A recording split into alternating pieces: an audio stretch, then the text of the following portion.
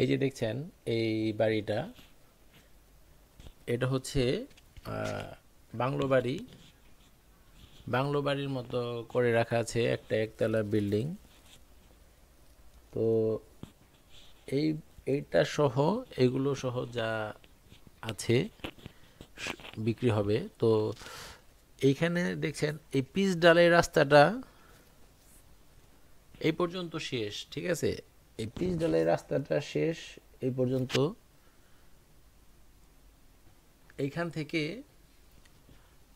আবার এই যে দেখেন, এখানে এই পর্যন্ত পিচ ডালের রাস্তা শেষ, একদম নদীর পার। নদীর পার এইখান থেকে একটা ব্রিজ হবে। এই ব্রিজটা যদি হয়ে যায় তাহলে, এই ব্রিজটা যদি হয়ে যায় তাহলে আপনারা একদম মেলেং দিয়ে, আপনার মেলেং দিয়ে একদম আপনার হজরতপুর পাড়াগ্রাম, হেমায়েতপুর, গাবতলী, আমিন বাজার, এই রাস্তাটা দিয়ে একদম। এই ব্রিজটা কিন্তু স্যাংশন পাস হওয়া। এই নদীটার ওই পারে, ঠিক এই নদীটার ওই পারেই জায়গাগুলো আপনার 3 লাখ 4 লাখ টাকা শতাংশ রাস্তার পাশে। আর এইখানে এই গ্রামের আশেপাশে এগুলো রাস্তার পাশে 1.5-2 লাখ টাকা শতাংশ। এখন বর্তমানে আপনারা এখানে এসে যাচাই বাছাই করে নিতে পারেন। ওই ঠিক ওই যে ওই পারটাই হচ্ছে হজরত, আপনার কি বলে, মেলেং। মেলেং, তারপরে আপনার ওইদিকে আপনার সোল্লা বলে, তারপরে হ্যাঁ হজরতপুর, আমিন বাজার। ঠিক এই যে এই নদীর পাড়টা দেখছেন, এই নদীটা কিন্তু, এই নদীটা কিন্তু প্রকৃত, এটা কিন্তু বানানো হয়েছে এই নদীটা। এটা ওই, এটা হচ্ছে নদীটা বানানো হয়েছে পরে। এই নদীতে কিন্তু ভাঙন নাই। এইটা আপনার আরো নদী পলি মাটি পড়ে, পলি পড়ে এটা আরো নদীটা ভরাট হয়ে যাচ্ছে। এই নদীতে ভাঙন নাই। ঠিক এই যে নদীর পাড়টা দিয়ে রাস্তা হবে একটা, এই যে পাশ দিয়ে রাস্তা কিন্তু এখন আছে বর্তমানে। আপনারা এটাকে এই যে পিচ ঢালাই, এই যে নদী শাসন হয়ে গেলে এগুলো বেড়িবাঁধ দিয়ে রাস্তা হয়ে যাবে। আর এখনও আপনার এখানে আসতে হলে গাড়ি নিয়ে আসতে পারবেন। এই যে দেখছেন এটা কিন্তু একটা পুকুর। এদিকের ভাষায় বলে ডেঙ্গা, ডাঙ্গা বলে, ডেঙ্গা। ডান দিকে এগুলোতে এইখানে এইগুলো কিন্তু মাছ চাষ হয় এখানে। মাছ চাষ হয় প্রতি আপনার বছরে প্রায় 15-20 লাখ টাকার মাছই বিক্রি করে এই যে এই সমস্ত পুকুর থেকে, ডেঙ্গা থেকে। বিশাল বিশাল কিন্তু এক একটা পুকুর এখানে। এই যে নদীর পাড় থেকে, এই যে দেখছেন এই নদীর পাড় থেকেই একটু এগুলেই এই আমি এখন চলে এলাম আমাদের সেই জমিতে। এটা কিন্তু এখন বর্তমানে পিকনিক করে এখানে এসে। এই যে আপনার স্কুল কলেজের, হ্যাঁ স্কুল কলেজের লোকেরা এখানে এসে, ছাত্রছাত্রীরা এখানে এসে এই যে পিকনিক করে। কিছুদিন পর পরই এখানে এসে পিকনিক করে। এই যে এই জায়গাটা রান্না হয়, এই যে এই যে এটার ভিতরে। আর এখানে দেখেন, এখন আপনারা চাইলে কিন্তু এখানে রিসোর্ট করতে পারেন। এই পাশ দিয়ে ঘর করে আপনারা রিসোর্ট করতে পারেন। আবার যদি চান তো এগুলো ডেজার, যেহেতু এটা নদী, এই নদী, এই আপনার ডেজার দিয়ে এগুলো ভরতে বেশি একটা, যদি ভরতে চান ভরতে বেশি একটা টাকা লাগবে না। আপনার অল্প খরচেই আপনার ড্রেজার দিয়ে ভরতে পারবেন। দেখছেন কত সুন্দর একটা বাংলো বাড়ির মতো করা আছে। পিছনের গাছগুলো দেখেন বেশ চমৎকার। পিছনের গাছগুলো দেবদারু গাছ বলে।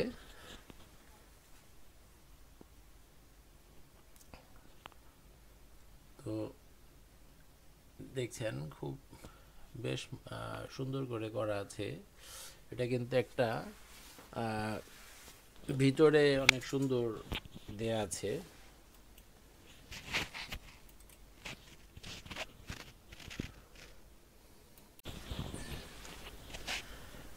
এটা কিন্তু কৈলাইল ঘাট বলে। কৈলাইলের আমরা ঠিক এই পারে আছি, কৈলাইলের এই পারে আছি। এইখানে ব্রিজটা হয়ে গেলে এগুলো মনে করেন একদম রোডটা কিন্তু রানিং হয়ে যাবে, কারণ কৈলাইল থেকে এই রোডটা আমরা যে রোডটা দেখালাম, এই ব্রিজটা হয়ে গেলে আপনার কৈলাইল থেকে একদম শর্টকাটে আমরা নবাবগঞ্জের লোকজন এগুলো মানে ব্যবহার করতে পারে। যেমন হজরতপুর, আপনার ওই যে পাড়াগ্রাম, এই রাস্তাগুলো শর্টকাটে যাওয়া আসা করতে পারে। কৈলাইল ঠিক নদীটার ওই পারেই কৈলাইল।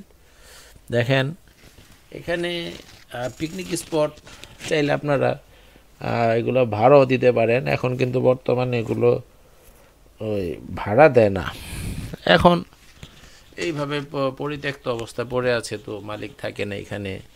আর এইগুলা মালিক এইগুলা ভাড়া দিবেও না। ওনাদের প্রচুর টাকার, ওনাদের অনেক সম্পত্তি, তো ওনারা তো আর এগুলো ভাড়া দিবে। তো এই যে দেখছেন আজকেও কিন্তু এখানে পিকনিক হয়েছে। কিছুদিন পর পরই এখানে বোট দিয়ে আসে, কেউ বোট দিয়ে আসে, গাড়ি নিয়ে আসে, এখানে পিকনিক করে যায়। শুধু এইখানে যে যারা কেয়ারটেকার আছে তাদেরকে একটু ওই এগুলো পরিষ্কার করার জন্য কিছু খরচপাতি দিয়ে গেলেই হয়। এখানে দেখছেন খুব সুন্দর একটা মনোরম পরিবেশ। দেখছেন এই পুকুর পাড়, এই ডান দিকে যে এই পুকুরটা দেখছেন, এরকম বড় বড় বিশাল আকৃতির পুকুর আছে দুইটা এদিকে, আর ছোট আছে দুইটা, মোট 4টা পুকুর আছে এখানে। আবার ভিটি আছে, দেখছেন এই যে দেখা ওই পাড়টার পরে কিন্তু আরেকটা পুকুর আছে। ওই যে গাছগুলো দেখা যাচ্ছে ওই পর্যন্ত মোট 2টা পুকুর এই দিক দিয়ে, আর এই দিক থেকে সোজা গাছগুলো দেখা যাচ্ছে। এরপর আরেকটা পুকুর। আমরা এগুলো সবই দেখানোর চেষ্টা করব, আপনারা একটু ধৈর্য সহকারে পুরো ভিডিওটা দেখার চেষ্টা করেন। এই যে দেখেন এখানে কিন্তু এই যে রান্না বান্না হয়, বৃষ্টি হইলে বা এখানে রান্না বান্না হয় এইখানটায়। তো একটু ধৈর্য সহকারে, যেহেতু বড় একটা জমি, এখানে বড় একটা জমি, এই ভিডিওটা একটু বড় হয়ে যাবে, সেই জন্য একটু ধৈর্য সহকারে আপনাদেরকে দেখতে হবে। নদীটার ওই পাড়েই হচ্ছে মেলেং, কৈলাইল বলে, কৈলাইল। তারপর ওই পাশে আপনার হজরতপুর পাড়াগ্রাম। এখান থেকে আপনার আপনার 10-15 কিলো গেলে হেমায়তপুর। এখান থেকে হেমায়তপুর, ওইখান থেকে আবার গাবতলী, একদম কাছাকাছি। সাভারের ঠিক পিছনে হজরতপুর পাড়াগ্রামে, ঠিক এগুলোর পিছনে এই এলাকাটা। তো আসেন আমি আপনাদের দেখানোর চেষ্টা করি। এই জায়গাটা আপনারা যদি আসেন, এটা ঢাকা গুলিস্তান থেকে এই পর্যন্ত আসতে হলে আপনাদেরকে বাসে যদি আসেন, আপনারা যদি বাস দিয়ে আসেন গুলিস্তান থেকে, বললেই হবে যে আগলা যাব। আগলা থেকে এইগুলো হচ্ছে আগলা পূর্বপাড়া বলে এই গ্রামটার নাম, আগলা পূর্বপাড়া। আর মোহাম্মদপুর থেকে যদি আপনারা আসেন, তাহলে ওই সিএনজি আসে, সিএনজি দিয়ে আপনারা বললেই হবে যে আমরা, সম্ভবত ডাইরেক্ট আসে না নবাবগঞ্জ, ওই রামেরকান্দা হয়ে আসবেন। রামেরকান্দা থেকে নবাবগঞ্জের নবাবগঞ্জ আগলা বললেই সিএনজি রামেরকান্দা থেকে আপনারা আসতে পারবেন। আগলা নেমে ওইখান থেকে রিক্সা নিলেই হবে, 20-30-40 টাকা নেবে, বলবেন আমরা পূর্বপাড়া যাব। ঠিক এইখানে জমিগুলো দেখছেন। আমি কিন্তু এখন পিছন সাইডে চলে এলাম। দেখেন পিছন সাইডে কিন্তু এই যে এটা আরেকটা পুকুর, এই ডান পাশেরটা দেখছেন। বামেরটা কিন্তু নদী। এই যে এখানে একটু খালি রাখা আছে জায়গাটা, যাতে মাছ ঢোকার জন্য। এই যে জায়গাটা সামনে ফাঁকা জায়গাটা, এই জায়গাটা একটু গ্যাপ রাখা আছে যেন মাছ ঢুকতে পারে এইখানে, এই যে নদীর মাছটা যাতে ঢুকতে পারে।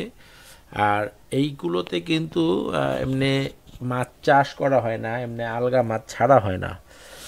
প্রাকৃতিক যে মাছগুলো, নদীর মাছগুলো বসার সময় এগুলো যে ওই নলি, ওই যে ওই কাটা জায়গাটা দিয়ে ঢুকে, এই যে এইগুলো দেখেন বিশাল কিন্তু মাছগুলো, ওই যে দেখেন ফাল, ওই যে মাছ লাফাচ্ছে দেখছেন, বগ বগ এসে বসে আছে, ওই যে দেখেন গৈরল, গুইসাপ বলে, গৈরল এসে বসে আছে মাছ খাওয়ার জন্য, বিশাল বড় দেখেন একটা কুমিরের মতো। তো দেখেন এখানে কিন্তু বেশ মাছ আছে, যে লাফাচ্ছে মাছ, অনেক মাছ আছে এইখানে। এইখানে কিন্তু এই যে ওই নলিটা ওইখান থেকে ঢুকে, এই যে এইখান দিয়ে আবার ঢুকে মাছগুলো, ঠিক আছে। তো নদীর মাছ, এখন বর্ষা তো শেষ, মাছ যেন আবার বের না হয়ে যায় সেই জন্য আবার ওই জাল দিয়ে রাখা আছে। এমনি বর্ষার সময় এগুলো উন্মুক্ত করা হয়। এইখানে একটা পুকুর, আর এটার পিছনে আরেকটা পুকুর, আর এইটা আরেকটা পুকুর দেখছেন, এইটা একটা পুকুর, তারপর ডান দিকে আরেকটা পুকুর, আমরা যে ওই যে বাংলো ঘরটার থেকে যে আসলাম, হ্যাঁ, দুইটা পুকুর, পিছনে একটা পুকুর, মোট তিনটা পুকুর এখানে। আর ঠিক পাশেই আবার আরেকটা পুকুর আছে, মোট চারটা পুকুর দেখেন, একটা দুইটা, এই যে আরেকটা পুকুর, ঠিক আছে, এটা আরেকটা পুকুর। আবার ওই যে ওই গাছগুলো দেখছেন ওইখানে কিন্তু ভিটি বেশ, বা ওই পাশে কিন্তু ভিটি ভিটি বাঁধা আছে গরুর, ওইখানে গরুর খামার করার জন্য ওইখানে বেশ একটা, ওই যে দেখছেন দেখা যাচ্ছে গাছগুলো, ওই ভিটিটা কিন্তু সহ ওইখানে আবার বিশাল আকারের একটা ভিটি আছে, ওই যে দেখছেন, এই যে নদীর পাড় থেকে ডান দিকে যে ওই যে গাছগুলো দেখা যাচ্ছে, এই যে হিজল গাছের মতো, ওইটি সহ একদম ভিটি। এখানে আমরা ওইখানেও যাব, আমরা আবার এই পাশ দিয়ে যাচ্ছি দেখেন। এখান থেকে কিন্তু ডান দিকে আরেকটা পুকুর, এটা কিন্তু আবার অন্য মালিকের, অন্য মালিকদের। তো এই এই এই দিক দিয়ে কিন্তু সরকারি একটা হালট আছে, এখন বর্তমানে গাড়ি যদি আসে তাহলে এই দিক দিয়ে আসে, ঠিক আছে।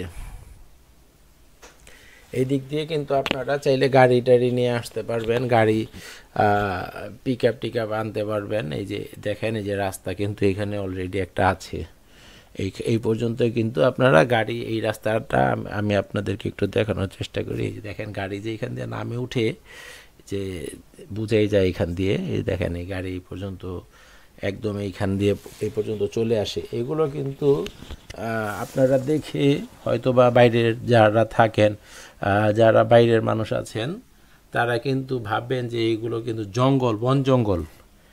এগুলো কিন্তু বন জঙ্গল না, এখানে ঘন গাছ টাছ লাগানো বিধায় এরকম মনে হচ্ছে, কিন্তু আশেপাশে কিন্তু বাড়িঘর আছে, বাড়িঘর আছে।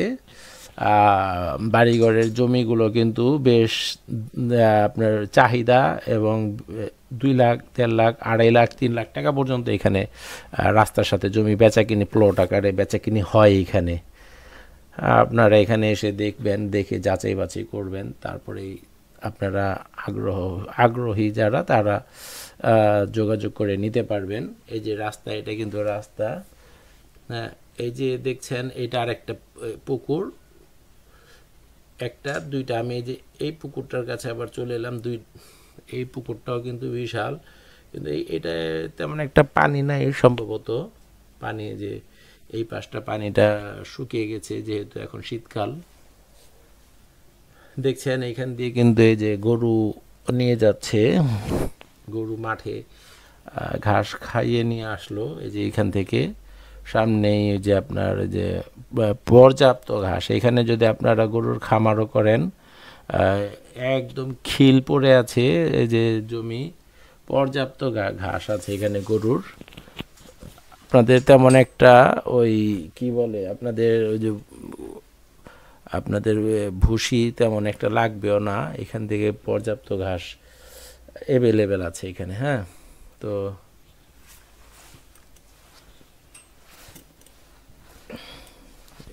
এই যে দেখেন আমি এই পাশটা কিন্তু চলে এলাম, এই যে এই পাশটা, এইখানে কিন্তু দেখেন পানি তেমন একটা নাই এই পাশটায়, হ্যাঁ, এই পাশটা একটু উঁচু হয়ে গেছে, ভরাট হয়ে গেছে প্রায় এই পুকুরগুলো, তেমন একটা মাটিও লাগবে না এগুলো ভরাট করতে। এই যে এটা আরেকটা পুকুর, ওইখান থেকে দাঁড়িয়ে আমি 3টা পুকুর দেখাইছি, এইটা হচ্ছে আরেকটা পুকুর দেখছেন। এই যে এই পুকুরটা কিন্তু ওইখান থেকে দেখা যায় নাই, এটা আবার আরেকটা পুকুর। এইখানে দেখছেন এই পুকুরটার পরে এই যে আমি চলে এলাম, এটা কিন্তু একটা হালট, হ্যাঁ সরকারি হালট, এটা রাস্তা হবে। এই যে আমি, এইটা হচ্ছে ভিটি, দেখেন ওই যে পিলারগুলো দেখা যাচ্ছে এই পর্যন্ত জমি। এইখানে টোটাল জমি আছে 82 বিঘা। 82 পাখি বলে, কেউ বলে পাখি, কেউ বলে বিঘা, হ্যাঁ। এই যে দেখছেন এটা কিন্তু গরুর জন্য এই যে ইয়ে করা আছে এখানে, এই যে গরু এখানে গরুর খামার করার জন্য ওই যে একটা সেট আছে অলরেডি, যে এখানে করা হয়েছিল, গরু এখন পালে না। এখানে আছে 82 বিঘা, 82 পাখি, কেউ বলে পাখি, কেউ বলে বিঘা। 26 শতাংশে 1 বিঘা, 26 শতাংশে 1 বিঘা, 82 বিঘা জমি আছে। এটা কিন্তু যে গরুর ভুসি রাখার জন্য সম্ভবত, এটা গরুর ভুসি টুসি রাখার জন্য এই যে এই ঘরটা করা ছিল।